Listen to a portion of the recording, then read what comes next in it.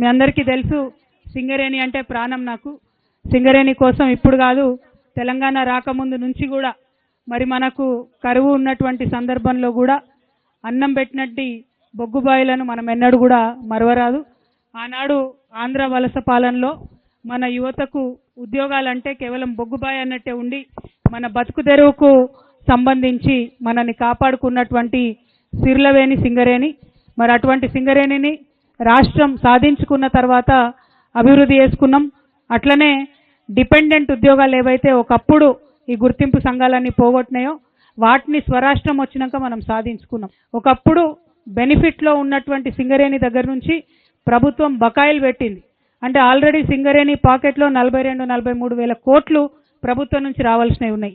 ఇది ఉండంగా ఇక్కడున్నటువంటి కొత్త బాయిలు తెరిచి ఇక్కడున్నటువంటి వాళ్లకు కొత్తగా ఉద్యోగాలు ఇవ్వాల్సింది పోయి కాంగ్రెస్ ప్రభుత్వం వచ్చిన తర్వాత ఎక్కడనో కర్ణాటకలో పోయి బంగారం గని కొన్నారు, ఇంకెక్కడనో పోయి రాగి గని కొన్నారు.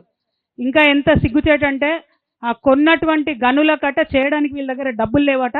అందుకని ఎల్ఐసికి పోయి మళ్ళీ 3,000 కోట్లు అప్పడుగుతా ఉన్నారు. స్వయంగా సింగరేణి దగ్గర 42,000 కోట్ల రూపాయలు ఉంటే ప్రభుత్వం సింగరేణికి ఇవ్వకుండా, సింగరేణి ఇతర గనులను అభివృద్ధి చేసుకోవడానికి డబ్బులు ఇవ్వకుండా సింగరేణి పోయి మళ్ళీ ఎల్ఐసిని అడుక్కునే పరిస్థితి వచ్చింది.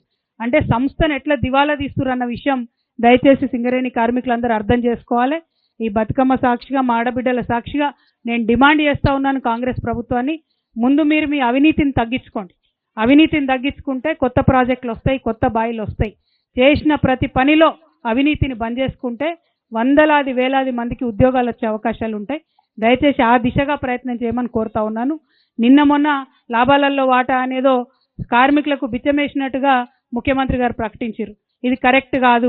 సింగరేణిలో రాజకీయ జోక్యం ఉండకూడదు. చిన్న ప్రకటనతోనే అయిపోవాలి. దానికి ఆయన ఇచ్చిన స్పీచ్ ఏంది, ఆయన మాట్లాడిన మాట ఏంది, నిన్న చూస్తుంటే సింగరేణి కార్మికులకు కడుపు రగిలిపోతుందని చెప్తున్నారు ఒక్కొక్కరు. ఇటువంటి రాజకీయ జోక్యాన్ని సహించేది లేదు.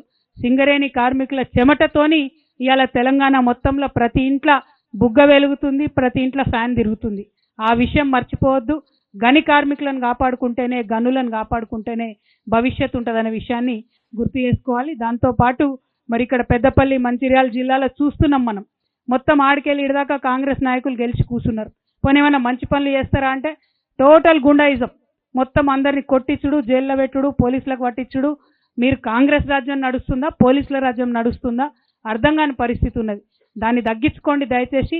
తెలంగాణ ప్రజలు కొన్ని రోజులు సైలెంట్గా ఉంటారు, ఎందుకంటే చూస్తారు, గమనిస్తారు ఎవరేం చేస్తున్నారని.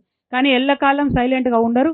మళ్ళా అవకాశం వచ్చినప్పుడు ఇట్లనే మీరు దౌర్జన్యాలు చేస్తే మళ్ళీ మిమ్మల్ని ప్రతిపక్షంలో కూర్చోబెడతారు తప్ప అధికారంలో కొనసాగించారన్న విషయాన్ని కాంగ్రెస్ నాయకులు గుర్తుపెట్టుకోవాలని చెప్పి ఈ సందర్భంగా కోరుతూ, మరి ఇవాళ ఇక్కడికి బతుకమ్మకు సాయంత్రం పెద్ద ఎత్తున అన్ని దగ్గర నుంచి కూడా తరలి వస్తూ ఉన్నారు. శ్రీరాంపూర్ అంతటి నుంచి కూడా, గోదావరిఖని నుంచి, మంచిర్యాల నుంచి కూడా వస్తున్నామని అనేక మంది ఫోన్లు చేస్తున్నారు. సంతోషం. ఎంత ఎక్కువ మంది వస్తే అంత మంచిది, ఎంత ఎక్కువసేపు ఆడుకుంటే అంత ఆనందంగా ఉంటుంది. కాబట్టి అందరం కలిసి ఆడి పాడదామని చెప్పి మళ్ళీ ఒకసారి తెలియజేస్తూ, మీడియా మిత్రులు ఇంతసేపు ఓపిక కూర్చున్నందుకు మీ అందరికి కూడా ధన్యవాదాలు. Thank you. జై తెలంగాణ, జై తెలంగాణ. వర్ధిల్లాలి తెలంగాణ కళలు సంస్కృతి, కొనసాగాలి బతుకమ్మ పండుగలు, కొనసాగాలి తెలంగాణ పండుగలు. జై తెలంగాణ, జై జాగృతి, జై హెచ్ఎంఎస్. ఎప్పుడైనా కూడా పోయినసారి కూడా కాంగ్రెస్ ప్రభుత్వం కార్మికులు చేసిన మోసం ఏంది, టోటల్ వచ్చినటువంటి లాభాలలో ముందు కార్మికుల వాటా పక్కకు పెట్టి తర్వాత ఏమన్నా అభివృద్ధి కార్యక్రమాలు చేసుకోవాలి. బీఆర్ఎస్ ఉన్నప్పుడు మేము అదే చేసి టోటల్ లాభాలలో వాటా ఇచ్చాం. వీళ్ళు వచ్చినాక పోయిన సంవత్సరం ఈ సంవత్సరం కూడా చేస్తున్నది ఏంటిది, అభివృద్ధి పనులకు అని చెప్పి మొత్తం 70% నిధులు పక్కకు పెట్టి దాని తర్వాత 34% లాభాలలో వాటా అని చెప్తున్నారు. దానివల్ల నష్టం ఎవరికి జరుగుతుంది, కార్మికులకు జరుగుతుంది.